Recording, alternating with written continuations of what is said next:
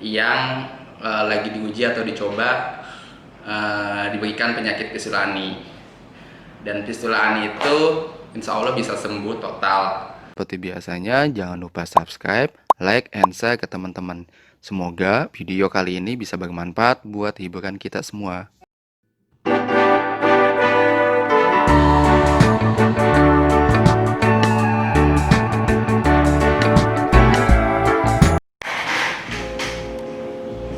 Halo semuanya, Assalamualaikum warahmatullahi wabarakatuh.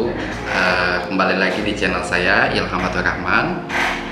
Buat teman-teman yang sudah subscribe, saya ucapkan terima kasih. Dan buat teman-teman yang belum subscribe, saya minta tolong untuk subscribe, karena dengan subscribe bisa membantu saya untuk membuat video-video yang lebih bermanfaat lagi.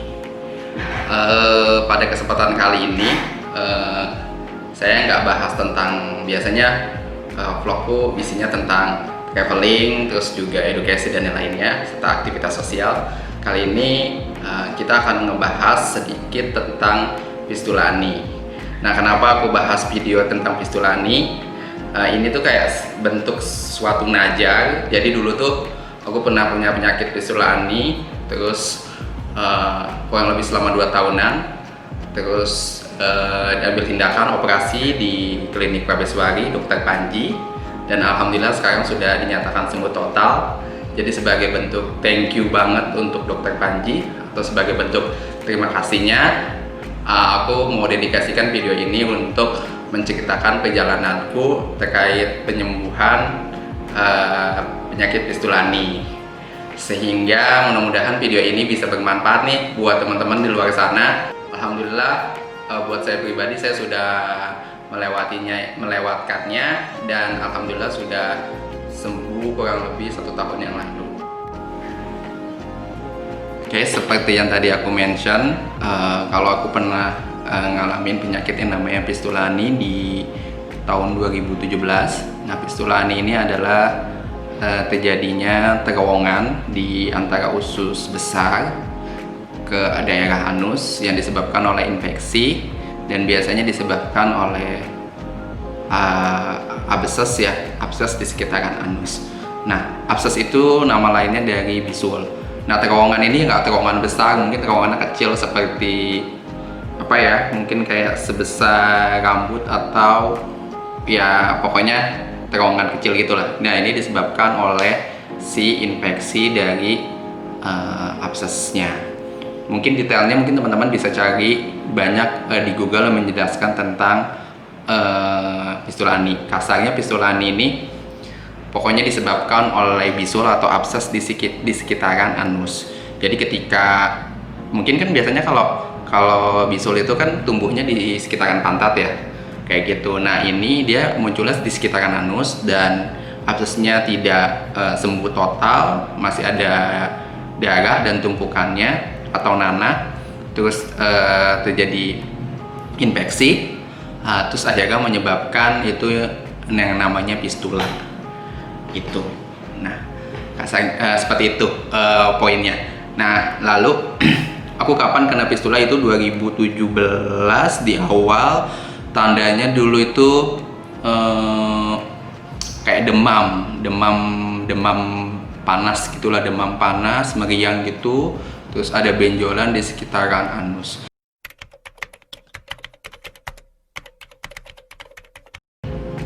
Yang disebabkan oleh bakteri, dan juga disebabkan oleh alergi.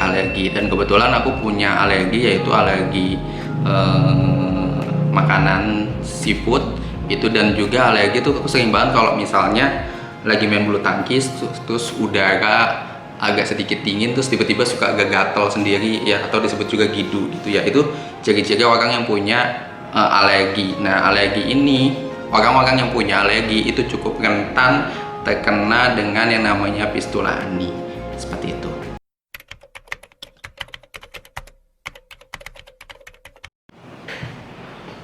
Dan sebenarnya banyak banget sih penyebab dari fistula ani ya teman-teman, banyak banget. Bisa salah satunya karena operasi gitu ya, buat mungkin kayak kaum ibu-ibu yang habis melahirkan, terus dia juga adanya pendarahan, sehingga mungkin karena ada infeksi dan yang lainnya akhirnya menyebabkan fistula itu di sekitaran anusnya dia.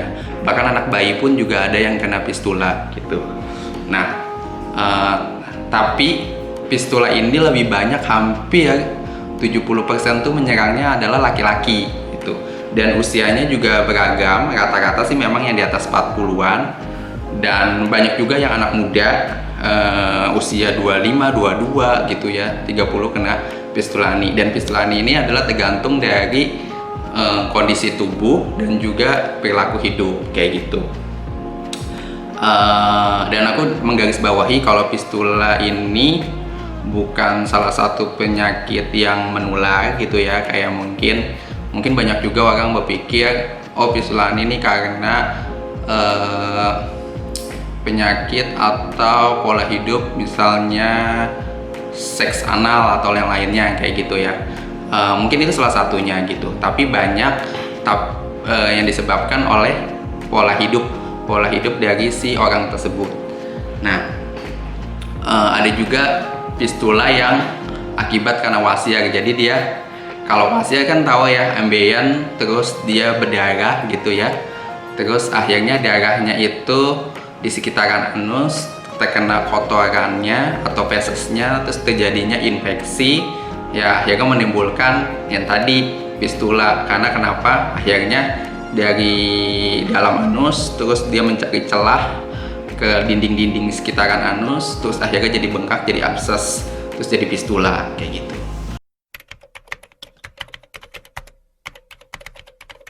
Nah, kalau di sini aku mau jelasin tentang aku kena fistulanya kayak gimana. Jadi awalnya gini,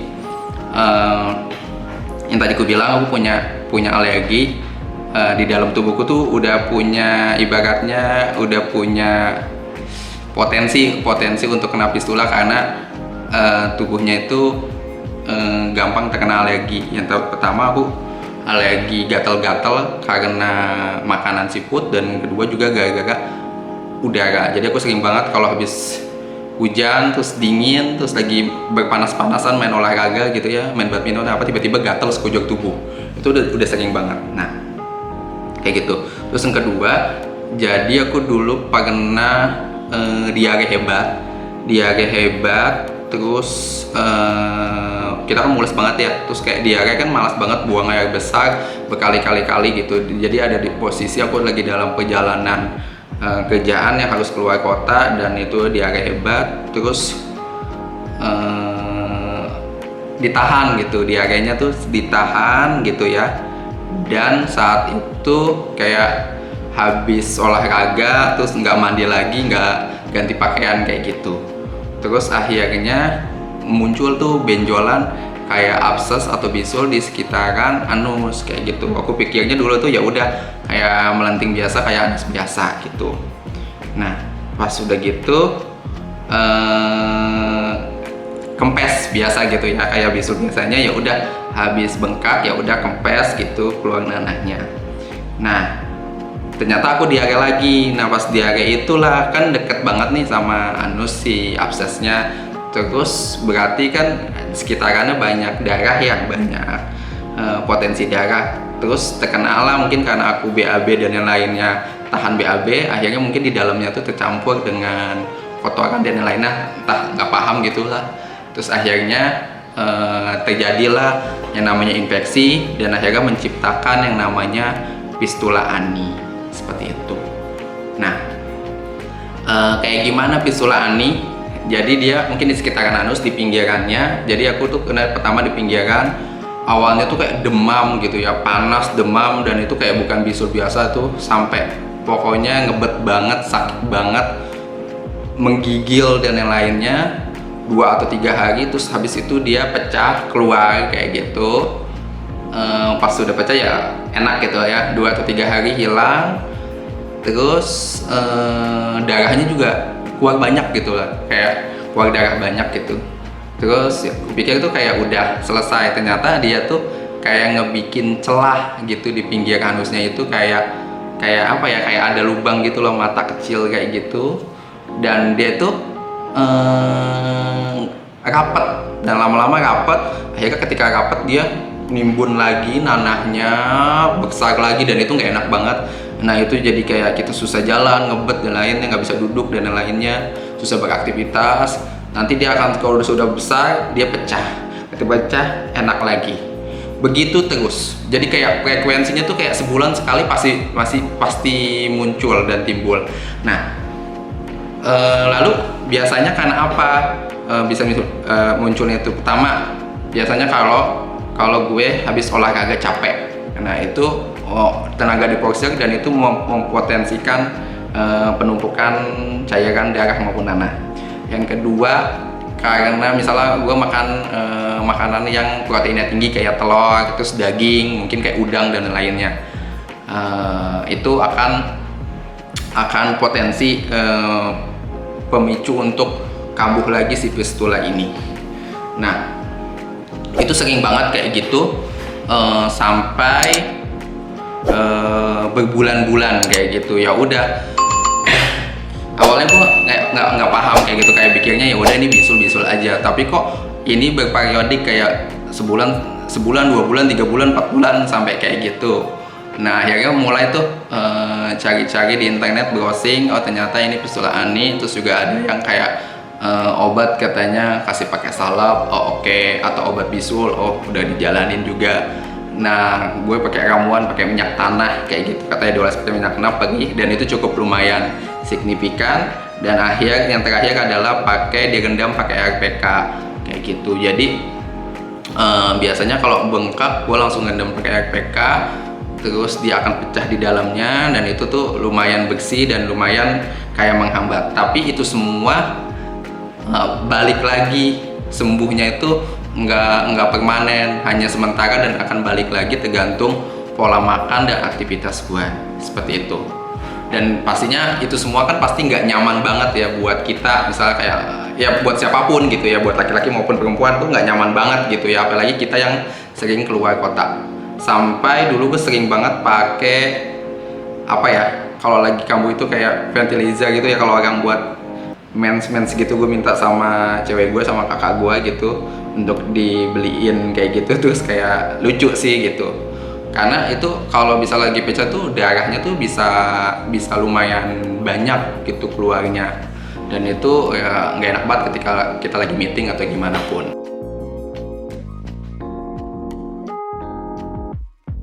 Ciri-ciri teman-teman kayak fistula atau bisul, yang pertama tadi, dia tumbuhnya di sekitaran anus. Nggak semuanya yang di sekitaran anus itu fistula ani, bisa juga cuma abses. Tapi abses ini bisa jadi potensi untuk jadi fistula ani. Yang kedua, agak gatal nih di sekitaran anus kayak gitu, dan jadi dia itu kalau kita BAB ya, cirinya BAB gitu ya. Terus di pupnya itu kayak ada sedikit lendir atau nanah. Nah itu ciri-ciri dari fistula ani, potensi untuk terjadi fistula ani. Terus juga demam. Jadi ini bisulnya tuh kalau kita jerawat atau melenting atau kenapa kan biasanya nggak pakai demam ya gitu ya. Jadi dia sampai demam, panas, meriang gitulah. Nah itu ciri juga fistula. Terus yang paling penting adalah berulang, periodik. Artinya ketika dia pecah kan udah tuh, biasanya kalau bisul ya udah keluar jerawat udah selesai ya. Ini dia akan 2 minggu tertutup, terus nimbun lagi si larva itu. Emang kayak gunung Merapi, dia keluar nanti silent, keluar nanti silent kayak gitu. Jadi dia numpuk lagi si nanahnya terus sama si darahnya. Nanti ketika sudah penuh, kulitnya nggak kuat lagi, pecah. Itu bahkan gue sampai sering kadang robek pakai peniti atau jarum yang tajam, gue robek supaya nanahnya keluar kayak gitu. Karena kalau udah keluar enak banget, nggak ngebet lagi, nggak sakit lagi kayak gitu. Jadi ciri yang terakhir adalah dia berulang periodik. Kalau udah berulang 2 atau 3 kali, itu dipastikan itu adalah fistula ani.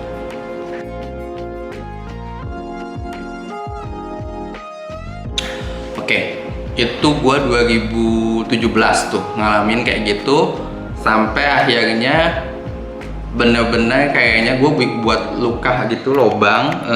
Oke, itu akhirnya kayak 1 semester kan tuh sembuh gitu, sembuh, kayak nggak ada nggak muncul lagi, karena gue nerapin kayak gue nggak makan lagi telur, nggak makan lagi daging-dagingan, gue makannya kayak cuma nggak makan sambal yang pedas kayak memicu diare. Pokoknya kalau diare aja, memicu diare, sakit perut itu akan tumbuh kayak gitu. Akhirnya gue menjaga pola makan gue, terus juga gue setiap habis BAB pakai setiap hari itu pagi diusahakan pakai berendam, pakai bak gitu, pakai PK atau Dettol untuk kayak ngilangin bakterinya, atau habis olahraga wajib banget direndam.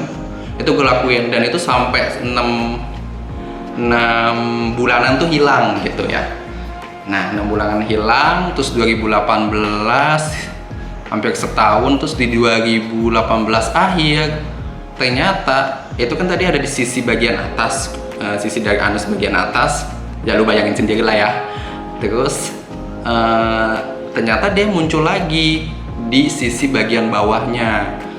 Jadi dia itu yang luka lamanya mati, dia luka cari ke bagian sisi bawahnya kayak gitu. Nah, bener banget, ternyata fistula ani itu ketika si lubang yang satunya itu sudah ibaratnya sudah nggak bisa terakses lagi, dia akan cari lubang itu untuk lubang yang lainnya untuk mengeluarkan si infeksi cairan nanahnya itu. Jadilah di 2019 awal gue tuh kena fistula atas dan bawah kayak gitu.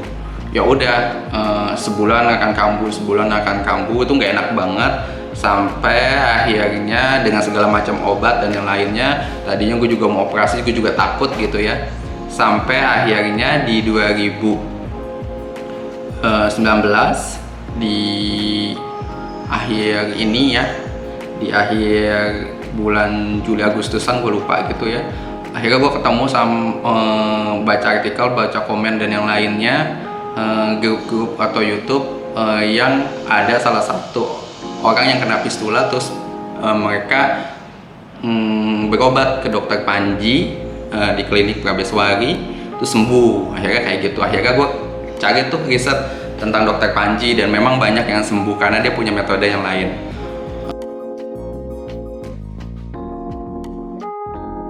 Mungkin ada juga fistula yang kalau disembuhkan dengan obat-obatan, dengan habitual pola hidup yang bersih dan teratur, itu bisa akan sembuh. Tapi mungkin itu kayak berapa persen, kecil banget. Nah, salah satu yang paling, pokoknya kalau ke dokter kemana disarankan adalah untuk operasi. Jadi fistula itu pengobatannya, menghilangkannya adalah dengan operasi kayak gitu.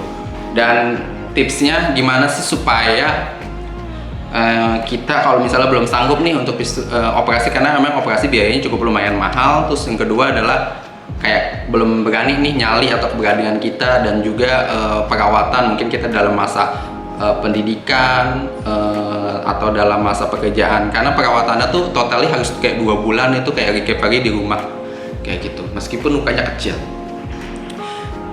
Tipsnya adalah teman-teman, yang pertama, kalau udah fix itu fistula ani ya, tapi cek dulu itu fistula ani atau enggak. Yang tadi gue bilang, ciri-ciri yang tadi gue sebutkan, pertama kayak keluar nanah saat BAB, terus gatel, kalau lagi ngebengkak gitu gak gatel. Terus yang ketiga itu keluar nanah, demam, riang pas lagi bengkaknya, dan itu terus berulang ketika sudah pecah. Terus dia silent, terus beberapa minggu tumbuh lagi, bengkak lagi, pecah lagi, dan begitu terus, itu udah pasti fistula. Itu sudah pasti fistula. Dan gimana tipsnya supaya proses sampai kita menahan untuk persiapan operasi? Yang pertama adalah jaga pola makan. Mungkin sampai situ. Nah, untuk yang video part 2 nanti gue akan jelasin tentang operasinya dan perawatannya. Mungkin sampai sini saja. Kalau ada pertanyaan nanti bisa komen atau bertanya di komen. Terus bisa juga minta tolong subscribe. Nanti video yang upload yang kedua gue ceritakan tentang proses penyembuhannya dan bagaimana bentuk operasinya. Oke, thank you. Semoga video ini bisa bermanfaat teman-teman. Dan dibilang juga fistula ini bukan penyakit kutukan yang nggak sembuh-sembuh, itu salah. Fistula bisa sembuh. Fistula juga bukan sesuatu yang memalukan karena letaknya di dubur atau di anus. Karena banyak banget orang itu yang kena fistula. Salah satunya tadi karena penyebab wasir, dia bikin luka, akhirnya wasirnya belum tersembuhi, dia nimbul fistula juga kayak gitu. Jadi kayak double. Dan fistula ini banyak banget orang yang kena, dan buat teman-teman yang punya alergi dan yang lainnya itu punya potensi untuk kena, maka sarannya adalah jaga pola makannya, jaga kebersihannya, dan supaya tidak terjadi yang namanya fistula. Karena ketika sistem pencernaannya terjadi masalah, terus infeksi akibat karena kejorokan pola hidup kita yang kurang bersih, akhirnya itu bisa menyebabkan fistula. Oke, thank you buat teman-teman yang udah subscribe dan nonton. Semoga video ini bermanfaat. Nanti untuk part 2-nya segera akan aku upload yang terkait tentang penyembuhannya. Oke, terima kasih banyak teman-teman. Wassalamualaikum.